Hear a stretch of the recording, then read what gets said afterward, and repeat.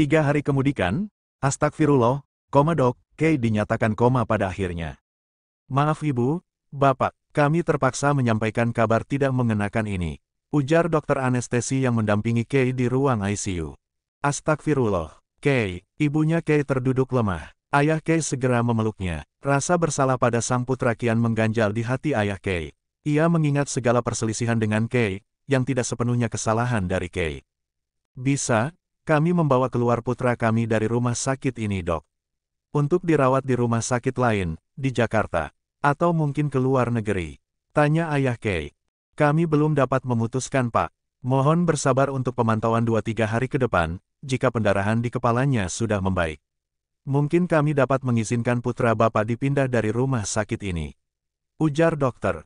Susana hening, namun tidak berapa lama terdengar kembali orang menangis. Orang tua Arka yang baru tiba pun, ikut syok mendengar bahwa Kay dinyatakan koma. Seseorang yang sudah seperti anak mereka, terbaring lemah di atas berangkar rumah sakit. Ibunya Arka pun ikut menangis. Asteris. Kay, sudah 2 bulan men, kapan lo sadar? Gue kangen ngaspal bareng. Arka tergugu dalam tangisan. Bangun men, gue akan kawal elu menuju halal sama bidadari senja itu. Ucap Arka. Hampir setiap hari Arka menemani Kay. Ia akan mempersilakan ibunya Kay untuk beristirahat di hotel tempat ia menginap. Ayah Kay sibuk dengan pekerjaan. Ia hanya akan memantau Kay, dari ajudannya yang ditempatkan di rumah sakit tersebut. Namun, seminggu sekali ia akan berkunjung untuk melihat keadaan putranya. Asteris. Sudah hampir 4 bulan nih. Belum ada perkembangan berarti. Bagaimana kalau kita pindahkan Kay ke Singapura? Untuk dirawat di sana. Pih, Mami tidak setega itu, untuk membawa Kay berjalan jauh. Toh papi sendiri sudah mengirimkan tim dokter terbaik. Bahkan dari Australia, ini bukan bagaimana cara kita merawat Kay. Mungkin doa kita yang kurang. Tolak halus Mami Kay. Astagfirullahalazim, sepertinya ini teguran untuk papi. Allah begitu banyak memberikan keistimewaan kepada papi. Anak yang soleh, anak yang baik dan berbakti sebetulnya. Namun papi menyia-nyiakan itu. Papi lalai dalam beribadah. Bersujudlah pi. Rayulah Allah untuk meridhoi hidup papi, agar sedekah papi yang tidak sedikit itu diterima oleh Allah. Percuma papi menyedekahkan harta papi, hingga ratusan juta, bahkan mungkin miliaran. Jika papi tidak barengi sedekah itu dengan sujud yang istiqomah. Ujar lembut Mami Kay dengan mengelus bahu suaminya yang biasanya gagah. Kini nampak rapuh. Hey Em, bimbing papi untuk kembali mendekatinya. Papi malumi, berasa kehilangan wajah di hadapan Allah, atas kekhilafah papi selama ini. Pih, bagus papi memiliki malu terhadap Allah. Dan Allah Maha Pengampun, maka insya Allah, selama ada niat tulus dari papi untuk meraih ridhonya, niscaya Allah akan mengampuni kekhilafan papi. Tutur ibunya Kay. Mari salat pi. Kita bersujud sebagai bentuk syukur dan juga kewajiban serta bakti terhadap Allah. Mari mi. Ayah Kay tersenyum lembut pada istrinya. Terima kasih, bisiknya, sembari mengecup dalam kening sang istri dengan uraian air mata. Ayah dan ibunya Kay beranjak untuk salat. Malam ini, mereka bertafakur memusatkan hati memohon ampunan kepada Allah dan juga kesembuhan bagi sang putra. Asteris.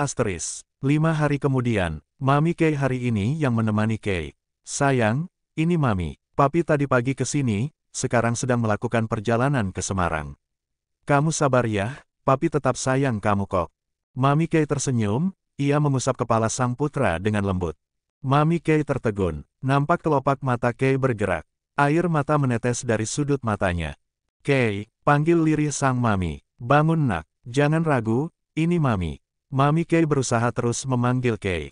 Merasa ada yang memanggil, Kay menggerakkan matanya. Lalu tangan, setelahnya, mata Kay terbuka secara perlahan. Mami tersenyum dengan linangan air mata. Ia menyaksikan dengan seksama sang putra membuka mata. Sesenja, ucapan pertama Kay dengan terbata. Mami Kay mengerutkan keningnya. Senja, siapa? Kay, ini Mami. Sayang, panggil lirih ibunya Kay. Namun, Senja, istriku. Senja, istri, apa ini? Mami Kay yang menyadari adanya keanehan pada sang putra. Ia bergegas memanggil dokter, tidak berapa lama tim dokter pun tiba. Mereka segera melakukan serangkaian pemeriksaan terhadap Kay. 1 jam kemudian, Ibu, saya mohon untuk tabah. Putra Ibu, sepertinya mengalami amnesia. Ucap dokter di ruangannya. Amnesia, dok. Dokter mengangguk. Astagfirullahalazim. Untuk sesaat, Mami Kay merasakan dunianya runtuh. Ya amnesia dan sepertinya hanya menyisakan sebuah nama. Putra ibu, hanya menyebutkan satu buah nama dari sejak ia siuman, kita akan menggalinya lebih jauh, siapakah orang ini? Ujar dokter, menyebabkan sesak pada dadanya Mami. Ya Allah, ujian apa lagi ini? Helaan nafas berat ayahnya Kay. Setelah Mami Kay menelpon, memberikan kabar bahwa sang putra sudah siuman. Namun, ia kehilangan memorinya tentang mereka. Ini yang kami takutkan, Bu. Tidak ada patah tulang atau cedera apapun pada bagian tubuh lainnya. Hanya cedera di kepala yang terpantau parah. Ucap dokter beberapa jam lalu, dengan tatapan nanar. Apa? Amnesia itu bisa disembuhkan, dok? Tanya Mami Kay. Dengan pengobatan atau penanganan yang tepat, setidaknya fungsi dari sel-sel saraf otak tidak akan terganggu lebih jauh. Ajak pasien bicara, mengenai masa lalu. Perkenalkan orang-orang terdekatnya, kebiasaannya.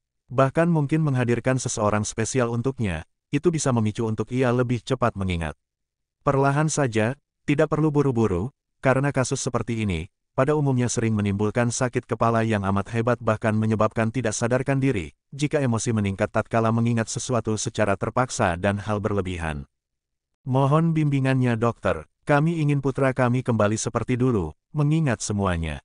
Insya Allah, harus banyak doa dan usaha, tergantung keajaiban dari Allah Bu, bisa sembuh dengan pengobatan, ada yang sembuh dengan sendirinya seiring waktu, ada yang sembuh karena cedera di kepalanya kembali. Dan ya, kedepannya hanyalah teka-teki Allah, yang akan mampu menjawabnya. Namun sebagai manusia, bersyukur adalah hal utama dalam keadaan apapun. Masih beruntung tidak adanya gumpalan darah di otak, karena jika hal itu terjadi, maka biasanya sulit mengobatinya. Bahkan dengan jalan operasi sekalipun tidak akan langsung dapat teratasi. Dampak buruk yang biasanya terjadi, Alzheimer dini. Ujar dokter kembali. Alhamdulillah ala kulli hal, segala puji bagi Allah atas setiap keadaan. Hari, Ibnu Majah, Mami Kay geleng kepala. Di mana saya? Lirih Kay yang baru saja bangun dari tidur.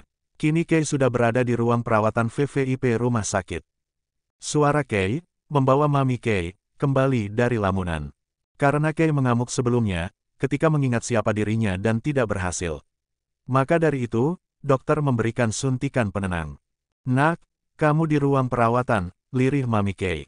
Maaf, Anda siapa? Hancur sudah perasaan seorang ibu yang tidak dikenali lagi oleh putranya. Putra semata wayangnya yang amat ia sayang. Ini Mami sayang, ibumu. Ucap halus Mami Kay dengan tersenyum. Walaupun dengan mata yang berkaca-kaca. Mami, Ibu. Kay memiringkan kepalanya. Ia menatap sang Mami bingung dan nampak dari tatapannya sedang menelisik lebih jauh. Senja, mana dia? Senja, siapa? Sayang, istriku. Setelah 2 minggu dirawat di rumah sakit, pasca koma, akhirnya Kay diperbolehkan pulang. Namun setiap harinya, ia hanya melamun dan menyebut kata, Senja. Dokter menyarankan agar Kay dibawa untuk menemui seseorang yang bernama Senja itu. Arka yang sudah berkali-kali ditanya siapa itu Senja, ia tidak bisa berbuat apa-apa. Arka hanya mampu menjelaskan apa yang Kay katakan sebelum kecelakaan. Bahkan kini sahabatnya itu tidak mengenalinya lagi. Namun, seperti sebuah keajaiban, beberapa hari lalu, saat bangun tidur, untuk pertama kalinya, Kay memanggil sang Mami dengan sebutan Mami secara sadar. Ternyata Kay betul-betul mengingat maminya. Sebuah tangisan bahagia pun pecah. Namun, Kay belum mengenali papinya. Flashback N. Hari ini, atas desakan Kay, mereka sudah berada di sebuah desa. Tepatnya di rumah Senja. Ya Kay terus-terusan menyebutkan nama Senja dan mendesak maminya untuk menemui Senja, sang istri, menurutnya.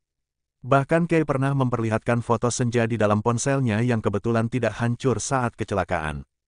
Bahkan Kay menunjukkan salah satu rekaman video yang menampilkan Senja sedang melantunkan sebuah ayat suci Al-Quran di bibir pantai di belai angin laut dan sapa ombak. Hati Mami Kay ikut begitu bergetar tatkala Senja menyimak merdunya suara Senja. Maaf, aku bukan istri saudara, kita tidak pernah saling mengenal, tidak ada ikatan apapun. Apalagi ikatan pernikahan, permisi. Tegas Senja sembari berlalu dengan menundukkan wajahnya Taksim.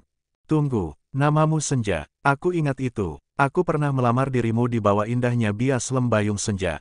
Aku menikahimu di sebuah pantai, diiringi merdu debur ombak yang pada akhirnya berhenti tepat pada ujung kakimu. Kay bersikukuh pada pendirian yang menurutnya benar. Kay, pulanglah, ingatanmu masih belum pulih nak. Jangan memaksakan apa yang belum Allah takdirkan, suara lembut sang mami. Tidak mam, aku ingin tinggal bersama istriku. Tegas Kendra. Asteris. 2 jam sudah, Kay masih belum sadarkan diri. Orang tua Senja membawanya ke kamar untuk tamu. Senja sibuk meracik teh, untuk Kay minum saat sadar nanti.